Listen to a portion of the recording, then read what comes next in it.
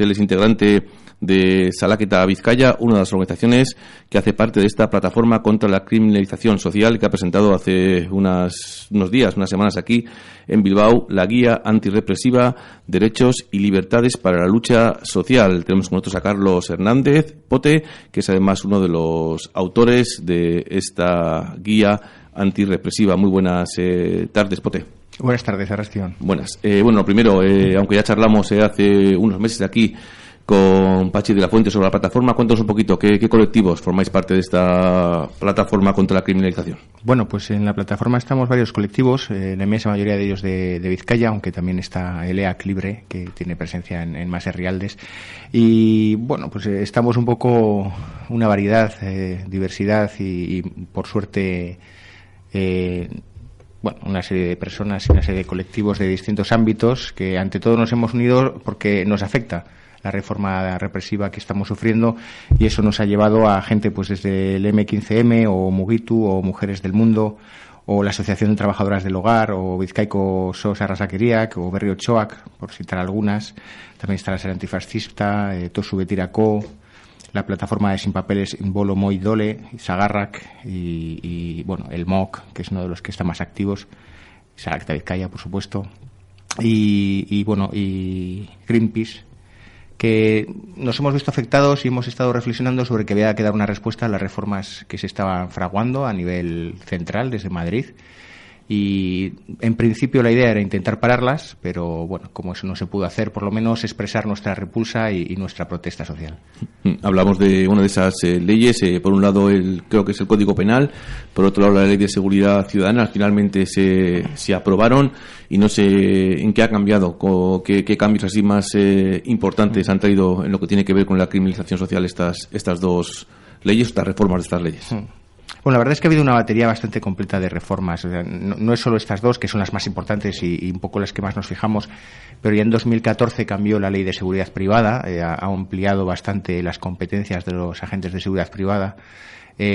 Por supuesto, el Código Penal es una de las que más nos afecta en el sentido de que es la que castiga directamente a la ciudadanía con cárcel, igual que la Ley de Seguridad Ciudadana castiga con multas. Y digamos que son las dos leyes sancionadoras por antonomasia, ¿no?, las que hacen ahí la legislación criminal. Y luego habría una cuarta ley, que también ha cambiado, que es la Ley de Enjuiciamiento Criminal, que se ha hablado menos de ella, pero que también que es la ley con la que se regulan cómo se tienen que hacer los juicios, cómo se tienen que hacer las peritaciones, cómo se tienen que hacer un poco los procesos de los juicios criminales, y que también ha entrado en vigor a lo largo del pasado mes de noviembre. En general, muy resumidamente, porque entrar a hablar todas las reformas pues sería muy extenso, sí que podemos decir que ha habido una vuelta de tuerca represiva. A lo mejor aquí a nivel de Euskal Herria vamos a notarlo un poquito menos, porque ya teníamos una intensidad represiva muy alta, pero esto sobre todo lo están notando a nivel del resto del Estado, porque leyes que eran de excepción o que se aplicaban en situaciones antiterroristas y demás, pues ahora se están generalizando y se están aplicando al resto de la ciudadanía. Y sobre todo lo que más implica es un endurecimiento de las penas, tanto penales, es decir, las que conllevan cárcel, como las administrativas, es decir, las que conllevan una sanción económica. Aumenta el tiempo de estancia en prisión y sobre todo aumenta muchísimo la cuantía de las multas que nos pueden poner por hacer determinadas actividades. En la presentación de esta guía antirrepresiva decís vosotros, habláis de que es una herramienta para conocer estas leyes, y también habláis de poder defenderse de ellas. Al punto hemos llegado de eso, de que tenemos que defendernos de las propias leyes que se supone están para defendernos. Bueno, eso siempre ha sido así. De hecho, no es esta la primera guía que tenemos de este índole, ¿no? Me acuerdo de que, digamos, esta es la heredera de una larga tradición de guías. Recuerdo algunas que hubo de gestoras desde la década de los 80 sobre el tema de detención incomunicada, otras que ha habido desde la propia Salaketa, hicimos algunas en la década de los 90. Las compañeras de Salaketa Nafarroa tienen una guía muy completa previa a las reformas, en mi opinión era la más completa que había antes y que también trataba todo este tipo de cuestiones, igual que CGT tenía también una guía muy extensa y muy completa, sobre todo vinculada al movimiento sindical y a las acciones de piquetes, de manifestaciones, y muy centrada en el ámbito sindical, pero en el fondo actividades que muchos movimientos sociales realizamos habitualmente, entonces era también muy útil. Pero sí, hablamos de autodefensa y hablamos de la capacidad de defenderse de las leyes, en cuanto a que las leyes son la expresión de un Estado represivo y son la forma a través de la cual el Estado actúa en esa represión. Y por lo tanto entendemos que que una primera forma de defenderse de la represión es, por un lado, conocer cómo funciona la legislación que es la que aplica esa represión, y por otro lado, hacer una serie de reflexiones sobre cómo mejorar la actitud que una persona puede tener ante una fuerza represiva o ante en una situación concreta, en una manifestación, en un piquete, en un escrache o en la acción que sea, o directamente en la calle mientras va paseando y se encuentra con un control policial o cualquier tipo de intervención. Y en ese sentido sí creemos que la información es la primera defensa y es una de las intenciones de esta guía, ¿no? Informar de cómo ha quedado todo el entramado legal una vez que se han aplicado las reformas. Durante la tramitación de todas estas reformas, cuando estaba en el debate público estas leyes, la sensación era como que se transmitía cierto miedo a la sociedad, como en el sentido de, en plan, mejor no moverse, estás quietecito, porque mira, con estas leyes, hagas lo que hagas, pues eso, te vas a tener problemas. No sé si esa sensación de miedo, una vez aprobadas las leyes, creéis que ha calado entre la gente, entre los colectivos sociales. Bueno, yo creo que sí, no, es que es como todo, depende de qué colectivo estemos hablando. Yo sí que creo que hay un colectivo de personas, sobre todo personas jóvenes, que no habían tenido una militancia previa, que estaban un poco desvinculadas del movimiento de protesta social y que empezaron a actuar o a participar de estas intervenciones a raíz del 15M, y sobre todo, pues a lo mejor esto es más para otras partes del Estado, pero yo creo que aquí también se ha dado ese fenómeno, que cogieron una militancia de una manera muy activa, pero también muy, muy rápida. Y esas personas, a lo mejor, sin tener un bagaje previo, pues sí que pueden haberse visto un poco desincentivadas o atemorizadas no tanto por las leyes en sí, como por todos los globos sondas que se han lanzado desde el gobierno y algunos medios oficiales de comunicación diciendo que se iba a prohibir prácticamente todo, ¿no? Claro, es muy probable que esa gente se haya desanimado, pero también creo que, por un lado, no ha quedado tan grave la reforma como nos lo hacen pensar, y por otro lado, que la gente que ha estado militando de toda la vida y que ya antes sabía que se podía exponer a una multa o que se podía exponer a una detención cuando iba a una acción pacífica o a una protesta o una manifestación no comunicada, etcétera, etcétera, esa gente yo creo que va a seguir movilizándose, y lo único que tiene que entender cómo ha quedado la situación para protegerse de la mejor manera posible. Sí que creo que se ha intentado educar miedo, y con esta guía una de las cosas que pretendemos hacer es deseducar ese miedo, ¿no? Porque creemos que la información contrastada y una información seria ayuda a romper tópicos y ayuda a hablar de los miedos, que es la mejor manera de desactivarlos. Una de las cosas que cuenta la guía es que a pesar de leyes como estas se puede seguir ejerciendo nuestros derechos, ¿no? Y un poco también contáis eso, ¿no? Pues qué derechos seguimos teniendo a pesar de estas leyes de las que hay que autodefenderse, como decías. Efectivamente, y no solo es que se pueda, sino que se debe, porque el derecho que no se ejercita se acaba perdiendo. Yo creo que las reformas, sobre todo en el ámbito de lo laboral, de los últimos años, nos dejan bien a las claras que cuando un derecho se ha dado por seguro y por conquistado definitivamente, es cuando ha empezado a perderse, a deteriorarse y a olvidarse uno de él, ¿no? Entonces yo creo que todos los derechos y las libertades que tenemos deben ejercitarse. Lo único es que deben hacerse de una manera informada y, sobre todo, teniendo en cuenta, porque eso también es una cosa que queremos dejar clara y que hablamos en la guía, qué repercusiones puede tener o no el exigir el ejercicio de un derecho, qué consecuencias puede tener en un momento dado y bueno, sin decir lo que hay que hacer, porque eso no nos consideramos quien para hacerlo, sí que damos unas orientaciones y hacemos unas reflexiones que queremos compartir con toda la gente que no solo las que se movilizan, sino también con toda la gente que se encuentra en situaciones específicas, como puedan ser mujeres que se dedican a la prostitución, personas que viven en la calle sin hogar y que en su día a día tienen un contacto directo con las fuerzas de seguridad del Estado, pues que sepan cuáles son sus derechos, cómo pueden ejercerlos y sobre todo qué consecuencias puede tener el confrontar de una o de otra manera a las fuerzas policiales. Habláis de los derechos y habláis también de los autocuidados de la gente que en un momento dado sufre represión. Sí. De hecho, yo, en mi opinión, es uno de los puntos fuertes de esta guía, ¿no? Hasta ahora la mayoría de las guías eran muy jurídicas, estaban muy centradas en la ley y punto. Y en esta guía intentamos empezar a abrir la perspectiva y empezar a hablar del tema de lo que nosotros llamamos el acompañamiento psicosocial de las víctimas de la represión, ¿no? hay que entender que las víctimas de la represión somos todas las personas que vivimos en una sociedad en la que hay un Estado opresor y que tenemos que empezar a cuidarnos, tenemos que empezar a hablar, tenemos que empezar a hacer grupos de apoyo y a reflexionar sobre cómo nos afecta. No es solo el que haya personas que hayan sufrido malos tratos o torturas, que por supuesto que las hay y que serían quizás los casos más graves, ¿no? Pero entender que hay muchas personas pues que a lo mejor están sufriendo situaciones de baja intensidad, están sufriendo acosos, están sufriendo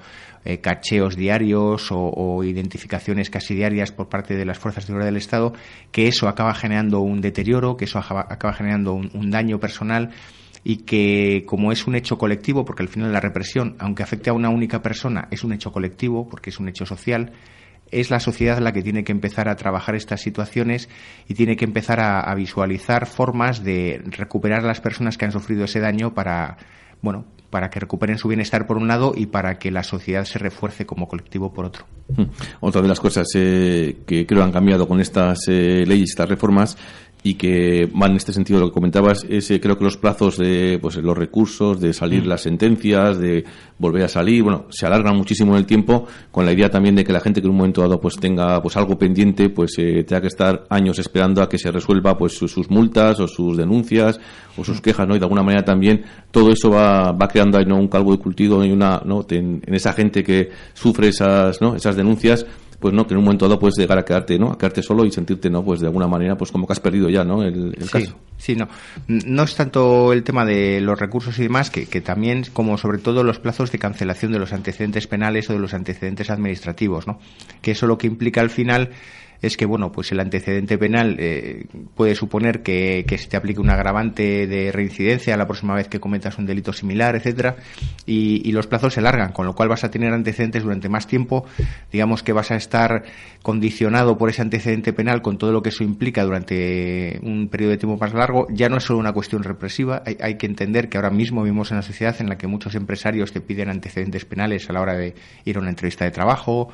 o te piden algún tipo de documentación de, digamos, buena conducta social, para entendernos, y que una persona con antecedentes penales activos de repente se puede ver privada del acceso a una vida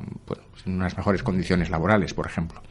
Ese tipo de situaciones ya se están dando a día de hoy y yo creo que con la nueva legislación se van a agravar, por lo que tú dices, ¿no?, porque los plazos se van a hacer más largos. Paradójicamente,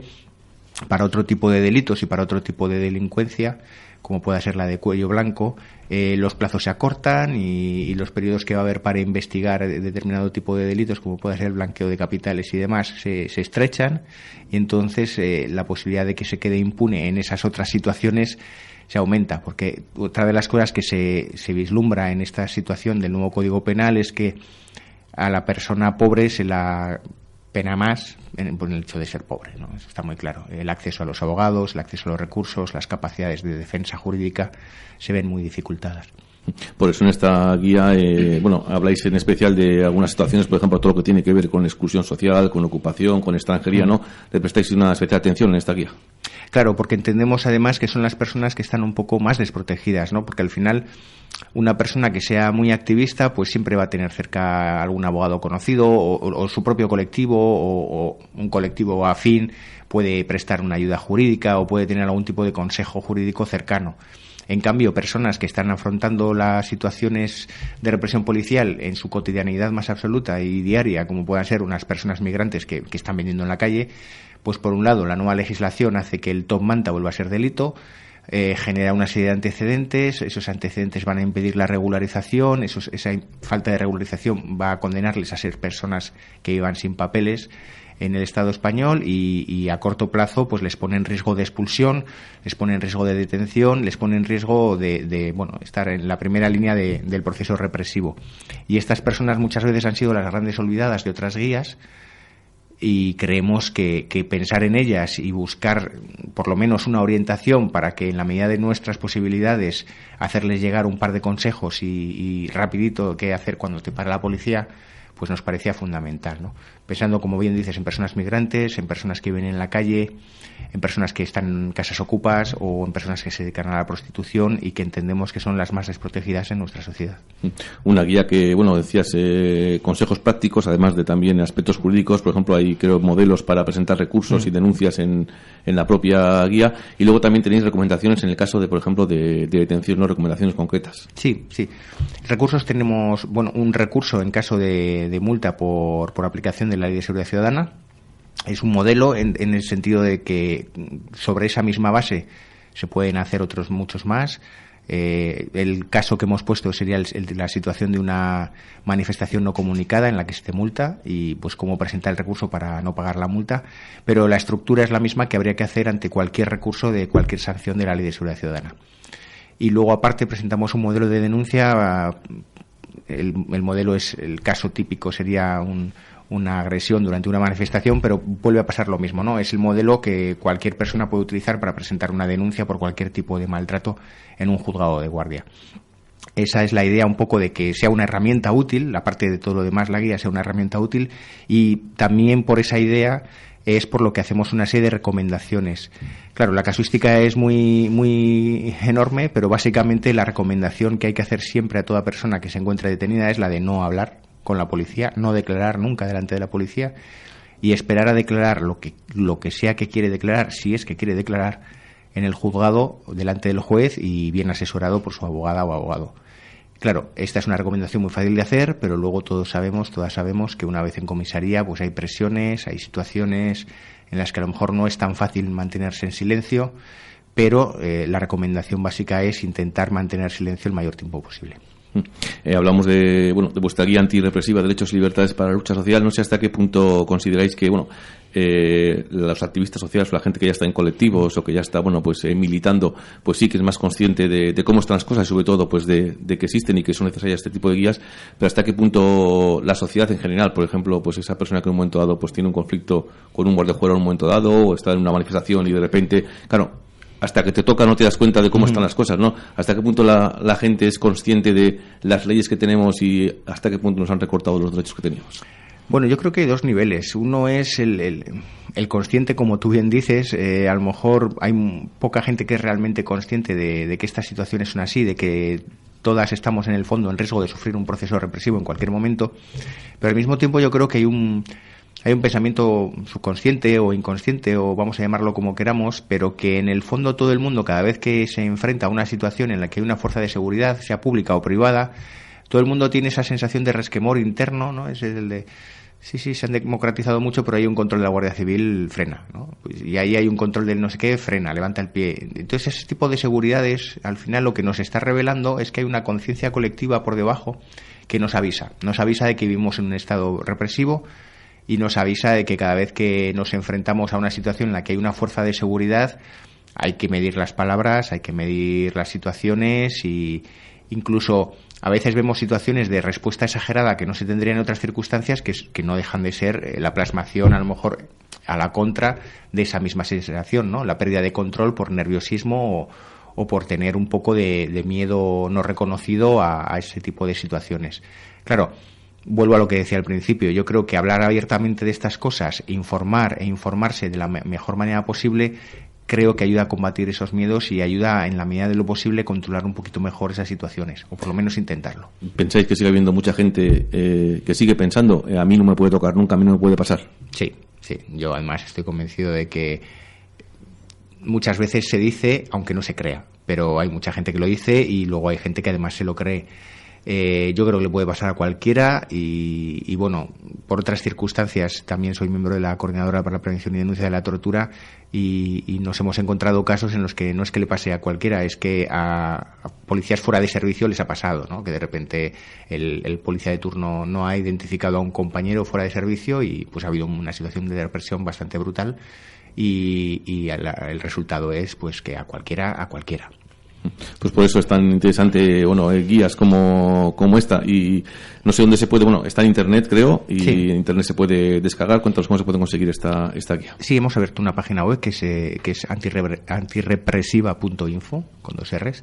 y desde ahí se puede descargar directamente el formato PDF. Luego, si alguien quiere el formato papel, pues va a venderse a un precio simbólico de 5 euros, pues va a estar distribuyéndose en DDT y va a estar distribuyéndose por los colectivos que formamos parte de la propia plataforma. Entonces, en la propia web de la que he hablado hay un correo electrónico al que se podría escribir para encargar los ejemplares en papel que se deseara. Una guía en la que has participado tú, que la habéis realizado entre varios abogados, psicólogos, un educador social, ¿no?, que eres tú. Sí, bueno, hemos intentado un poco que la guía sea fácil de leer, que sea fácil de entender y que las terminologías jurídicas y demás no oscurezcan el contenido. Entonces, hay 2 abogados y una abogada que han colaborado porque hace falta una base jurídica y una base técnica importante para hacer una obra de estas características. Luego hay un psicólogo que ha trabajado todos los aspectos psicosociales, que lo hemos intentado transversalizar para dar unas recomendaciones de los autocuidados después de la represión. Y yo pues un poco me ha tocado coordinar en el sentido de darle un estilo, bueno, pues que se pueda entender más o menos unificado y que tenga unos contenidos ligeros en la medida de lo posible para que sea lo más pedagógica posible la lectura, ¿no? Otra cosa es que lo hayamos conseguido, que espero que sí, pero eso es lo que la gente tiene que valorar. Pues ahí vamos a recordar esa página en la que podéis descargaros la guía. Antirrepresiva.info es la página de internet en la que está colgada la guía, que ha sido editada pues por la Plataforma contra la Criminalización Social, que como hemos comentado al principio, está formada por un montón de colectivos, entre ellos el de Carlos Hernández Pote, Salaqueta, Vizcaya. Muchas gracias, Carlos, y mucha suerte con esta guía. Gracias a vosotros. Y con el curro que va por delante, porque también son todas las cosas, ¿no? Cuando se habla de este tipo de plataformas, se piensa, ¿no?, cuando surgen, que igual, pues, en cuanto se aprueben las leyes van a desaparecer o ya la plataforma se va a diluir, pero bueno, sigue la plataforma. Sí, la idea es que sigamos, y la idea es precisamente utilizar la guía como herramienta, por un lado, antirrepresiva, pero también como herramienta de cohesión de la propia plataforma, porque ahora nos hemos comprometido a difundirla, nos hemos comprometido a dar talleres a quienes así nos lo soliciten y nos hemos comprometido a acompañar a las personas que a través de esta guía pues descubran que tienen unas inquietudes o unas problemáticas con la represión. Antirrepresiva.info es la página donde está toda la información. Muchas gracias, Puti. Gracias a vosotros.